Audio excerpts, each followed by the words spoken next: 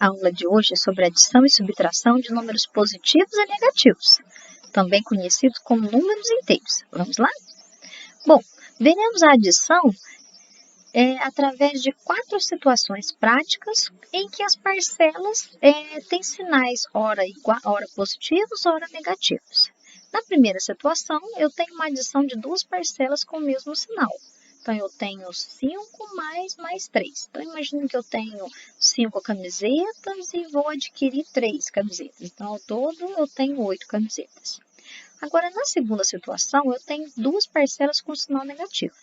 Vamos imaginar que num determinado colégio, a cantina vende fiado para os seus alunos. Então, ontem um aluno foi e marcou R$4 e hoje ele gastou R$2 na cantina e pediu para marcar. Então,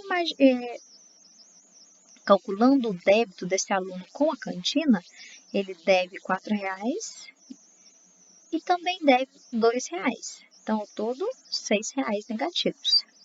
Na terceira situação, imagine que você está numa determinada parte do jogo com 8 pontos, mas que na determinada fase você perde 2 pontos.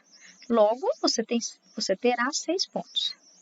Na quarta situação, vamos comparar essa adição de parcelas diferentes como sendo o número de gols marcados e sofridos por um determinado time. Então, vamos imaginar que esse time marcou um gol, então, mais um, e sofreu 5 gols. Qual é o saldo de gols desse time? Então, menos 4 é o saldo de gols desse time. Bom, diante desses resultados em situações práticas, a gente pode observar a seguinte regularidade, a seguinte regra na adição dentro do conjunto dos números inteiros.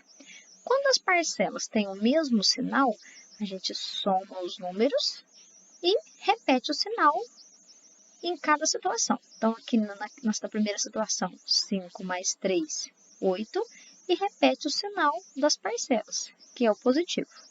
Na segunda situação, 4 mais 2, 6, repete o sinal das parcelas, menos 6. Então, essa é a regra. Soma os valores e repete o sinal no resultado, quando a adição de parcelas com o mesmo sinal. E quando as parcelas têm sinais diferentes? Bom, a gente vai fazer uma subtração entre eles. Essa é a regularidade, essa é a regra. E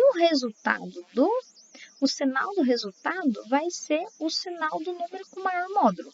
Na situação 3, o número com maior módulo é 8, o sinal dele é mais. Na situação 4, o número com maior módulo é o 5 e o sinal negativo. Por isso, o menos no resultado. Então, a regra é subtrair o maior pelo menor, lembrando em módulo, e atribuir o resultado ao sinal do número de maior módulo. Bom, a dica é, esqueci a regra. Eu sempre posso fazer uma comparação de devo e tenho. Tenho quando a parcela for sinal positivo e devo quando a parcela tiver sinal negativo. Então, na primeira situação, eu tenho R$5 e tenho R$3. Então, ao todo, R$8.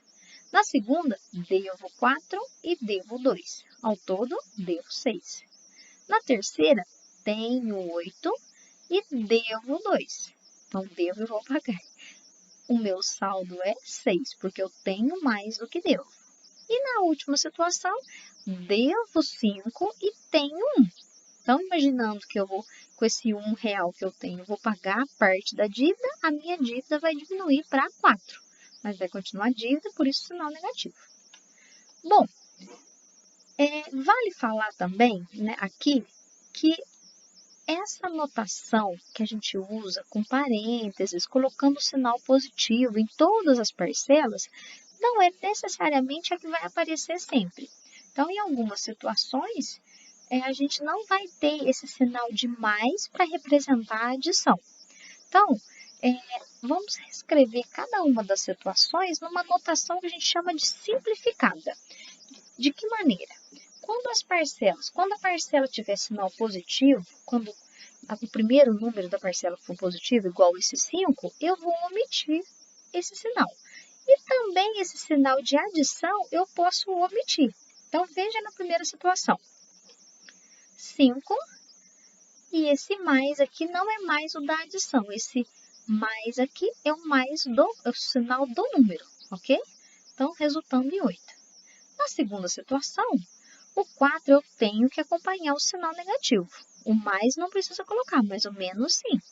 E depois, menos 2. Então, eu vou considerar essa operação como sendo uma adição, apesar de não ter sinal de mais aqui no meio. O mesmo acontece na terceira situação, em que o 8 eu não preciso colocar o sinal positivo, eu vou omitir esse sinal de mais da adição e vou colocar apenas 8 menos 2. E na última situação, menos 5 mais 1, igual a menos 4. Bom, e a subtração? Como que fica? Bom, para analisarmos situações práticas, imaginemos a previsão do tempo em duas cidades numa determinada época do ano. Então, as previsões de temperatura mínima e máxima em cada uma delas. E vamos calcular a variação de temperatura nessas duas cidades. Então, na questão, no item 1 aqui, a gente está calculando a variação de temperatura da cidade de Paris. Então, a máxima menos a mínima, ok? Então, olha só, pelo quadro, a gente pode observar que a previsão é de que essa temperatura aumente 13 graus, certo? Então, a gente pode dizer que a variação será de mais 13. E a variação de temperatura na cidade de Barcelona? Então, de menos 5 até 10 graus, a temperatura vai aumentar. Vamos imaginar uma reta numérica. Quantos graus vão aumentar? Então, vamos imaginar uma reta numérica. De menos 5 até 0 são 5 unidades e de 0 a 10 mais 10 unidades. Então, ao todo são 15 unidades de diferença entre o menos 5 e o 10. Então, a variação de temperatura na cidade de Barcelona é de 15 graus, ok? Então, ficando assim, essa subtração com o resultado mais 15.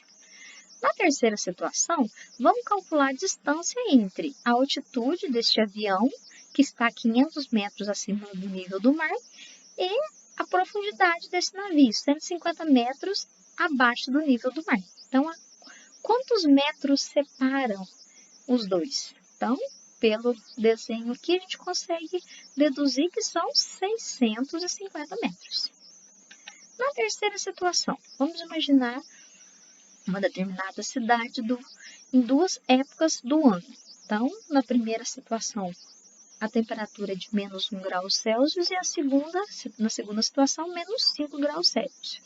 Vamos novamente calcular a variação de temperatura, só que desta cidade. Então, a gente vai pegar a maior temperatura menos a menor. Isso mesmo, lembrando que quando os números são negativos, o número com maior módulo é o menor número. Quanto mais longe do zero, menor é o número. No caso, o menos 1 é o que está mais próximo do zero, então ele é maior do que o menos 5. Então, fazendo essa diferença, quantos graus aumentou de uma época para outra? Então, a gente olhando aqui no termômetro, a gente pode observar que de menos 5 até o menos 1, então aumentaram 4 graus. Vamos observar a regularidade desses resultados.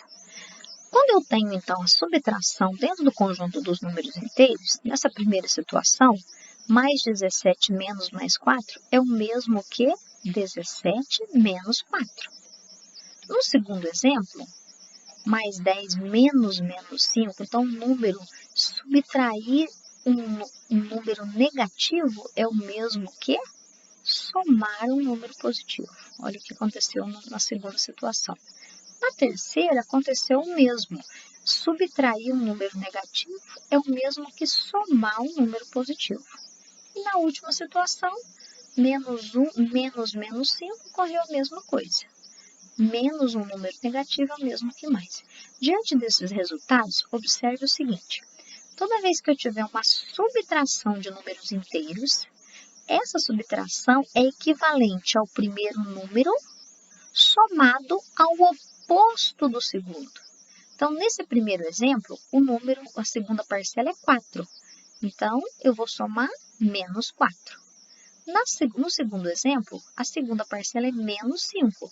Então, eu vou somar o oposto de menos 5, que é mais 5. No terceiro, menos 150, a segunda parcela, eu vou somar com o oposto, mais 150, e o mesmo acontece no quarto exemplo. Então, a regra é na subtração